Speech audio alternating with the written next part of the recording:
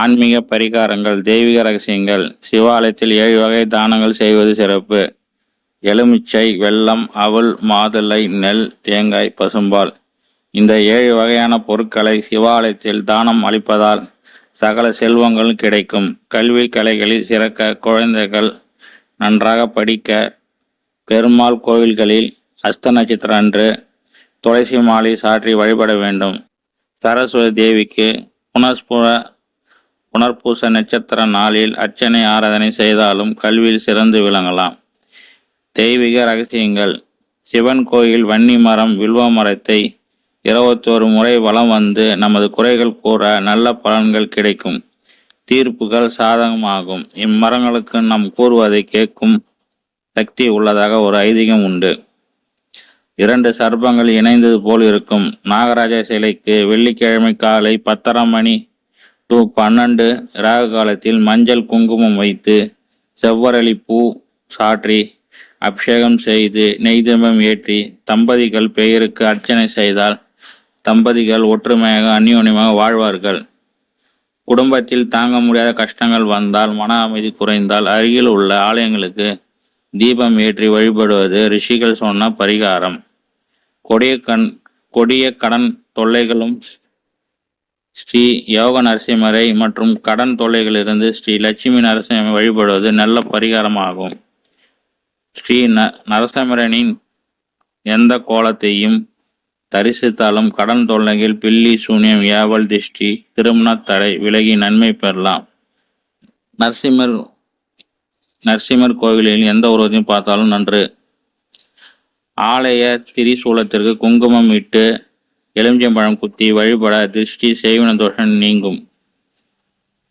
வெள்ளருக்கு விநாயகரை வீட்டு அறையில் வைக்க எட்டாத உயரத்தை வைத்து இருந்தால் ஏதும் பூதங்களை சேஷ்டைகள் இருந்தால் நின்றுவிடும். சங்கரத்தாழ்வார் சந்நிதியில் நெய் தீபம் ஏற்றி 12 முறை 48 நாள்கள் சுற்றி வழிபடுதல் தொழில் வாழ்க்கு சாதகமாகுதல், பில்லி சூனிய ஏவல் நீங்கும். 21 செவ்வாய்க்கிழமையில் நெய் தீபம் ஏற்றி வழிபட கொடுத்த கடன் வசூலாகும். இந்த பரிகாரம் சக்கரத்தாழ்வார் சந்நிதியில் செய்ய வேண்டும். கொடுத்த கடன் வசூலாக பைரவர் சந்நிதியில் தொடர்ந்து 8 செவ்வாய்க்கிழமைகள் நெய் தீபம் ஏற்றி சகசரநாம அர்ச்சனை செய்ய வேண்டும். ஜாதகப்படி சனி பகவானின் பாதிப்பில் குறைய திங்கட்கிழமைகளில் சிவபெருமானுக்கு பாலபிஷேகம் செய்து அர்ச்சனை செய்ய வேண்டும். சனிக்கிழமையில் சனி பகவான் சன்னதியில் தேங்காய் உடைத்து 2 மூடிகளும் நல்லெண்ணெய் ஊற்றி எள்முடிச்சு தீபம் ஏற்றவும். சிவன் கோயில் காலபைரவருக்கு, விஷ்ணு கோவில் சக்கரத்தாழ்வாரையும் வழிபட செய்வின தோஷமே இருக்காது. வெள்ளிக்கிழமையில் நவகிரக சுக்கிரனுக்கு அகல் விளக்கில் கற்கண்டு போற்று அதில் நெய் தீபம் ஏற்றி வழிபட வேண்டும். கணவன் மனைவி கருத்து வேறுபாடுகள் நீங்கும். பிரதோஷ காலத்தில் ரிஷபாட மூர்த்தியை, மகேசனை தேவியுடன் வழிபடுவார் 1000 அஸ்வமேத யாகம் செய்த பலனை பெறுவார்கள். அதிலும் ஈசன் மூலையில் ஈஸ்வரனுக்கு காட்டப்படும் தீபாரதனை பார்த்தால் எல்லா நோய்களும் வறுமையும் நீங்கும். மாதம் உத்திர நட்சத்திரம் அன்று சிவனுக்கு தொடர்ந்து 11 மாதங்கள் பாலாபிஷேகம் செய்து வந்தால் விரைவில் திருமணம் நடைபெறும். கலியுகத்தில் காரிக சித்திக்கு துர்கை வழிபாடும் அது ராகு காலத்தில் செய்வது சிறந்தது. ராகு காலத்தில் கடைசி அரை மணி நேரமான அமிர்தகடி நேரமே சிறப்பான பரிகார நேரம். நெய் விளக்கில் ஏற்றவும் உகந்த நேரம். ஞாயிற்றுக்கிழமை மாலை 4 to 6 மணிக்கு துர்க்கைக்கு விளக்கு ஏற்றி வழிபட நம் வேண்டிய பிரார்த்தனைகள் நிறைவேறும். வெள்ளிக்கிழமை காலை 10:30-12 ராகு காலத்தில் துர்க்கைக்கு தாமரை தண்டி திரி போட்டு நெய் விளக்கு ஏற்றி வழிபட தெய்வ குற்றமும் குடும்பம் சாமும் நீங்கும்.